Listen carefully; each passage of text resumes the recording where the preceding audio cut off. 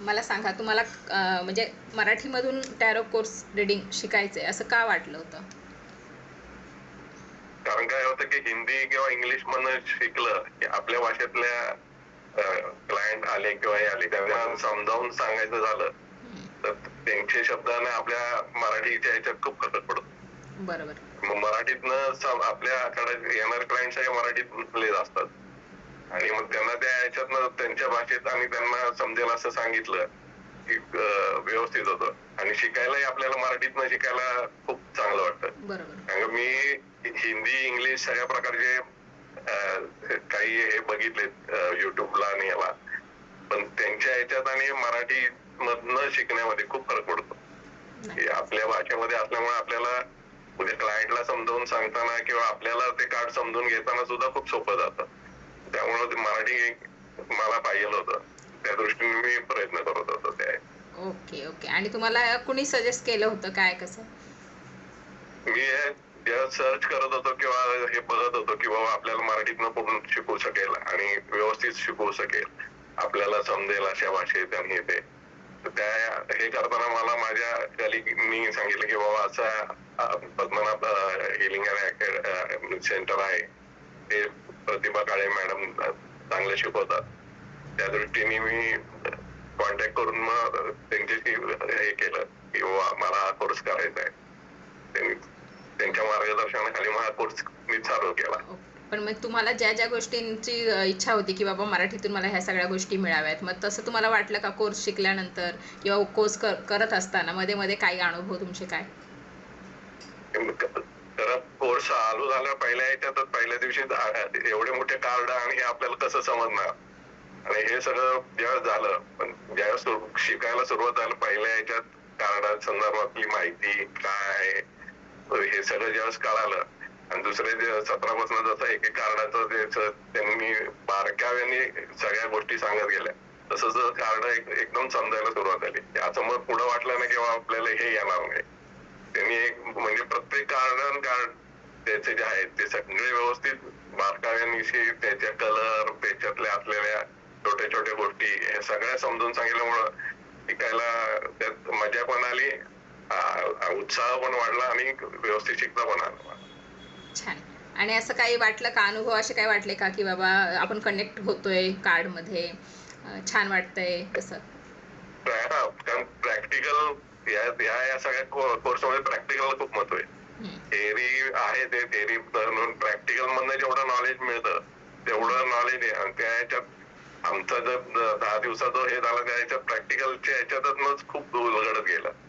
ते करताना कार्ड सुद्धा असे येत होते, कधी विरुद्ध यायचे कधी मॅच होणारे यायचे, असे वेगवेगळे म्हणजे गमतीशीर कार्ड निघत होते. त्यामुळे शिकायला आणि याला सुद्धा खूप हे मजा आली आणि समुदायालाही त्यात खूप सोपं गेलं. आणि मग त्यामुळे ते लक्ष लगेच राहायला गेलं की बाबा हे कार्ड आलं की काय त्याची एनर्जी असेल किंवा काय त्याचे हे असेल त्या दृष्टीने.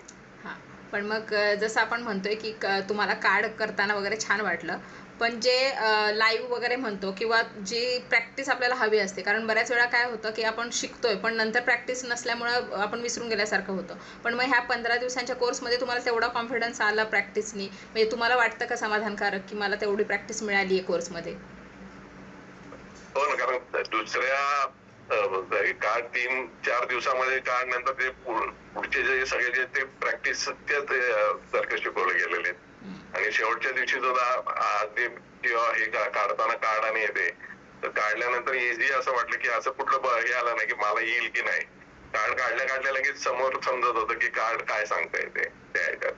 त्यामुळे आता ग्रुप आलाय की बाबा रोज आपण प्रॅक्टिस करून एक दोन जरी हे केले तरी आपण यातनं खूप चांगलं शिकू शकतो. म्हणजे 15 दिवसातच चांगला कॉन्फिडन्स आला त्यामुळं आणि खूप चांगल्या पद्धतीत शिकवणं समजेल असे शिकवणं आणि विशेषतः मराठीत. त्यामुळं कोर्स करायला खूप आवडलं, चांगलं वाटलं आणि फार सोपं गेलं. म्हणजे एवढे कार्ड बघितल्यावर ते भीती वाटते की आपण हे कसं लक्षात ठेवायचे काय, पण एक एक बघत गेल्यावर ते आपोआप हे होत जाते, उलगडत जाते. छान. म्हणजे 15 दिवसांच्या ह्यातच तुम्हाला तेवढा कॉन्फिडन्स आलाय की आता तुम्ही प्रोफेशनली कार्ड रीडिंग करू शकता. यस, एकदम कॉन्फिडन्स आला की आपण काही काही झालं तरी ते करू शकतोय आणि त्यात काही अडचणी येणार नाहीत आणि अडचणी आल्या तरी हो मार्गदर्शन करायला ते आहेच नेहमीच ते तुम्ही असणार आहे. त्यामुळे तो प्रश्न नाही.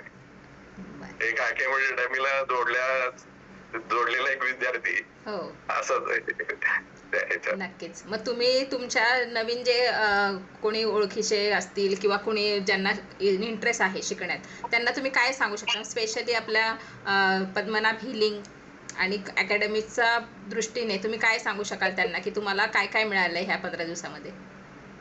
जे नवीन शिकणारे त्यांना माझं म्हणणं आहे की आपल्या भाषेत मराठीमध्ये समजेल उमजेल असं शिकवलं जातंय. प्रत्येक कार्डची माहिती आपल्याला शिकली जाते. प्रॅक्टिकल नॉलेज मिळतंय. प्रॅक्टिकल नॉलेज मिळणं खूप महत्वाचं असतं. त्यामुळं तुम्ही सगळ्यांनी जे कोणाला शिकायचंय त्यांनी तुमच्या पद्मनाभ हिलिंग यांच्या बरोबर तुम्ही शिका. तुम्हाला संपूर्ण व्यवस्थित माहिती, तुमचं मार्गदर्शन व्यवस्थित होईल तुम्हाला आणि शिकलेचा एक आनंद आणि त्यातनं तुम्ही स्वतःचा एक बिझनेस चालू करू शकाल इथपर्यंत ते तुम्हाला शिकवतील येस. ही ओके. खात्री आहे. छान.